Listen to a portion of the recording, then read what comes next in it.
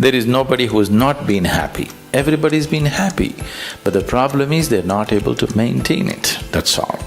There are only two things. How joyful are you and how much joy do you give to people around you? Just do this for 2 days and see, you will become something truly fantastic within yourself.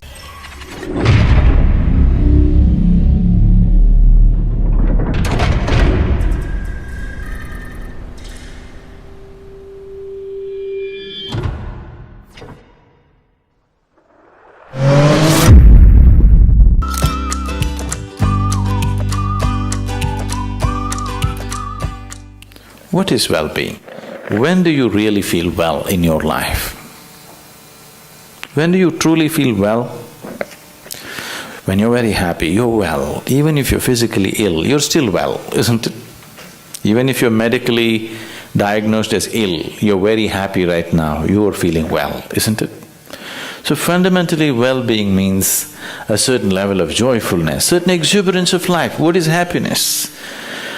We can say happiness is this, that, but in terms of life, your life energies are happening in a more exuberant way than it normally happens. Depression means your life energies have become very low and state. Happiness means your life energies are exuberant. There are many ways of describing happiness, but only those who are happy know what it means to be happy. There is nobody who's not been happy. Everybody's been happy, but the problem is they're not able to maintain it, that's all. So, you don't have to enforce any resolutions upon yourself, just little tools to make sure that you don't sink. See, a lot of people who are doing business, they think they're keeping accounts only for the sake of IRS. No. You keep accounts not for the sake of IRS, because if you do not keep accounts, you do not know whether you're making profit or loss. That's the idea of accounts, isn't it? Whether you're moving forward or backward, to know this, you need an account book. Why don't you keep an account book? At the end of the day, just check, am I a little more joyful today than yesterday? If you had done this since you were 5 years of age, you would have been ecstatic by now. Profit side became like this because you never kept accounts. One day you checked, when it became very acute, then you see you're in a big loss. Every day, every month, just keep accounts. Am I becoming more joyful or less joyful? There are only two things. How joyful are you? And how much joy do you give to people around you? This you can keep accounts. If you keep accounts of this, people are keeping accounts of their money as if they're going to carry it with them. The real wealth of life is how joyful you are, how wonderful is your experience of life. Joy is not a goal by itself, but it's a necessary ambience for life. If you don't set this one ambience, then whatever you have is just going waste. Tomorrow, if you wake up in the morning… No, this is not my wish, but I want you to know, of all the people who go to bed tonight, over 1 million people will not wake up tomorrow morning. And tomorrow, if you and me wake up tomorrow morning, is it not a fantastic thing? 1 million people did not wake up. You woke up. Is it not a great thing? Yes. You don't seem to think so. Yes. Because the problem is just this, you are living with an idea that you're immortal. When I say you're immortal, you're not actually thinking you're immortal, but you're not conscious of your mortality. If you're not conscious of your mortality, somewhere you think you're immortal, isn't it? How many moments in a day are you conscious that you're mortal? If you were conscious, would you have time to crib? Would you have time to fight with somebody? Would you have time to do some rubbish with your life? If you knew, if you are conscious that you are mortal, you would do nothing other than what is absolutely needed for you and everybody around you. Don't think this is a negative thing. Death is not a negative thing. It's the only thing which has added value to your life. If you're here forever, you would be unbearable. Yes. If you just become conscious of this one thing, that always you're conscious that I'm mortal. You don't have to think, I will die today, we don't intend, we want to live as far as possible. Just you know, one day I will die. Every day, every moment if you remind yourself, this is a brief life, I'm mortal, one day I will end. Just do this for 2 days and see, you will become something truly fantastic within yourself, just this is all. This is the fundamental aspect of yoga. The first teaching that came out was that it is your karma. That means it's your making.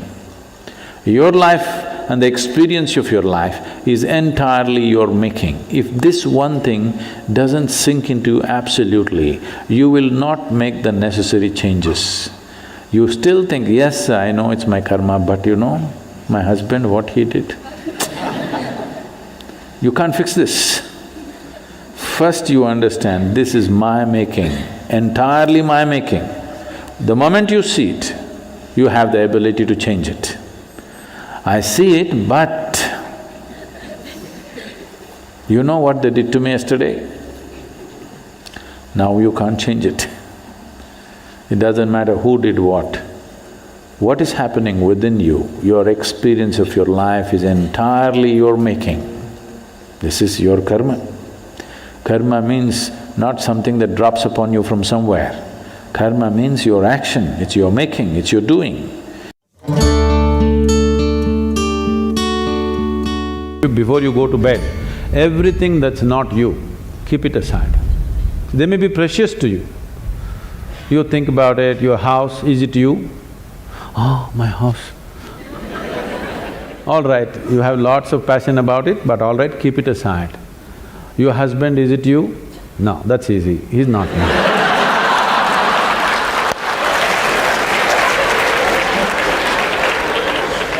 My children, are they me? Oh, little difficulty, but no, they're not me. They're beginning to tell you, if they're 12, they already told you. So the clothes that you wear, is that you? No. The body that you wear, is that you? No. All these thoughts and emotion, is this you? No. Everything that's not you, keep it in one heap. Not physically, just do this mentally. Keep everything aside. Let me see.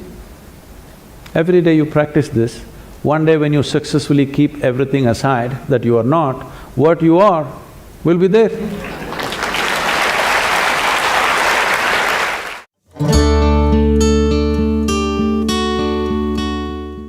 What you're referring to as love is basically the sweetness of your emotion. You sit here, you could feel love about somebody who is not even here. So it's got nothing to do with anybody. It is just the sweetness of your emotion. Now is your love affair, your ability to love, is it on self-start or is it on push-start?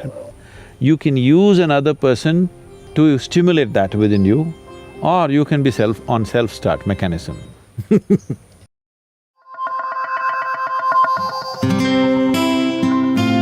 See, what is this need for love in a human being? Constantly, a human being is longing to be something more than what they are right now. The thing is, you want to include something which is not a part of you as yourself, that is the whole effort. If it happens emotionally, on the emotional level, if you try this, we call this a love affair. You're trying to make somebody who is not a part of you, a part of yourself, emotionally. This is a love affair. If you do it consciously, we call this yoga. For 5 minutes every day, go sit with something that does not mean anything to you. Maybe a tree, or a pebble, or a worm, or an insect. After some time, you will find you can look upon it with as much love as you hold for your wife, husband, mother, child or dog. Maybe the worm does not know this, the insect does not know this. That does not matter. If you can look at everything lovingly, the whole world explodes into a beautiful phenomena for you. You realize love is not something that you do, it is the way you are.